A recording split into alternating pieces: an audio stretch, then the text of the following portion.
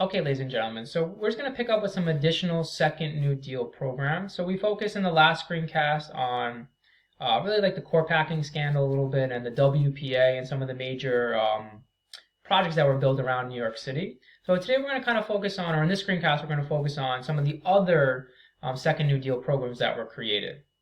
Again, keep in mind which programs are relief, which programs are recovery, which programs are reform.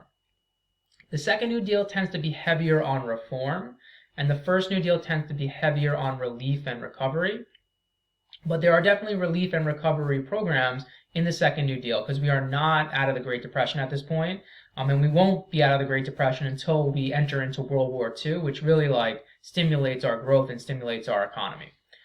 Okay, so the first program we're going to take a look at is the Social Security Administration.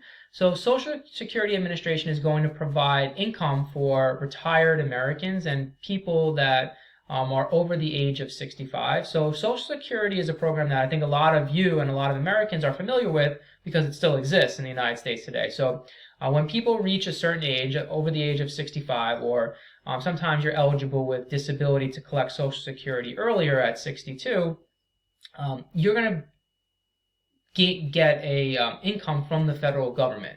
Now, how it currently works is when you're working throughout your entire working career, you'll notice this when you start to get a paycheck. So some of you guys may notice this already, but they take out for Social Security every single paycheck. When you retire, since you paid into the system, then you are eligible to receive Social Security adjusted for inflation and adjusted for kind of like cost of living in your old age. And the idea here was to add some security for people who are over 65 who may be struggling due to the depression, and to also kind of provide for like a retirement for Americans through the federal government. So this is kind of a revolutionary idea. It's definitely like a social safety net type of program for older Americans to provide them with some kind of like income, some kind of health care in their old age, which didn't really exist, before this. So again, think about continuity change. This is a fundamental change of the federal government. During FDR's New Deal, they're going to go way more into social programs, social safety net programs than they ever have in the past. And so a lot of Americans, I think, look at this as a positive thing that they're protecting and trying to help older Americans. But on the flip side, you definitely have Americans who are critical of programs like this, that they feel like the federal government is playing too big of a role. They're playing a role that they shouldn't play, that you as a citizen should be responsible for saving for your own retirement and shouldn't be the federal government's job to provide this for like their citizens. And then also just like the expansion of like the cost, right? The amount of spending the federal government has to do, which increases the federal government's power. Now, in modern America, a lot of Americans are kind of concerned about the fate of Social Security. And we're going to get to this when we get up to the 1950s and 1960s with the baby boomer generation.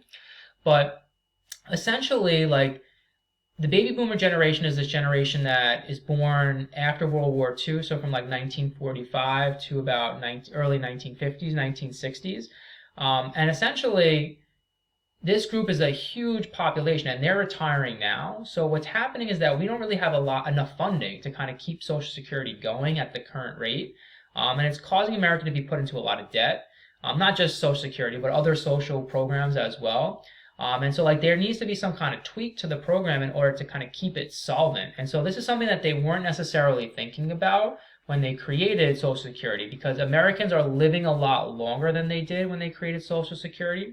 The average American's lifespan was 65 when they created it, and you couldn't collect Social Security until you turned 65. So now the average American lives a lot longer until they're 79 is the average age of the average lifespan of an American. So things have kind of changed, and it's become a difficult program to kind of finance in modern America. So they have to come up with some kind of like tweak to it, some kind of solution to it.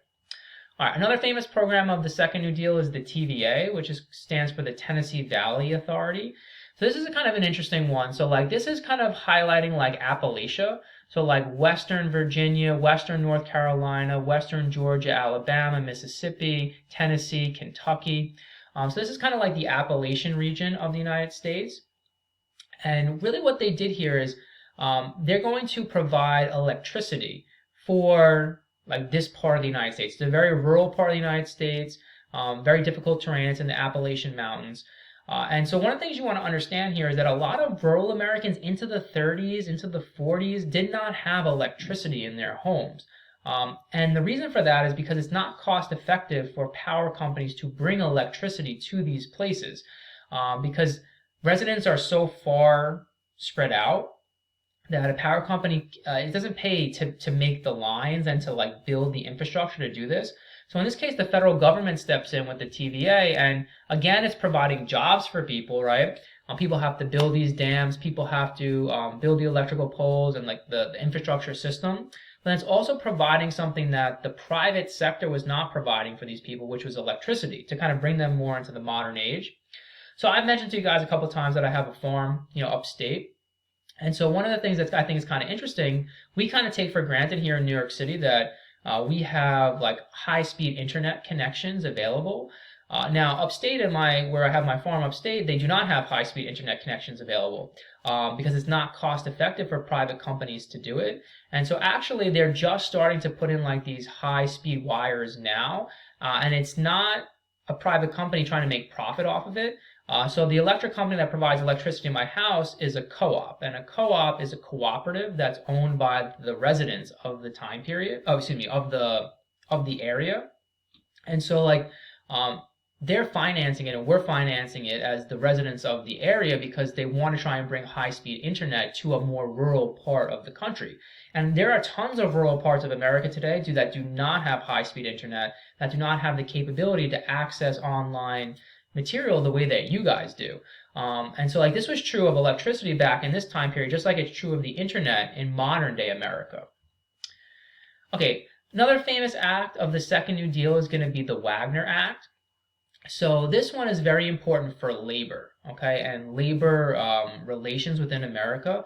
So remember we looked at the history of labor unions throughout the United States.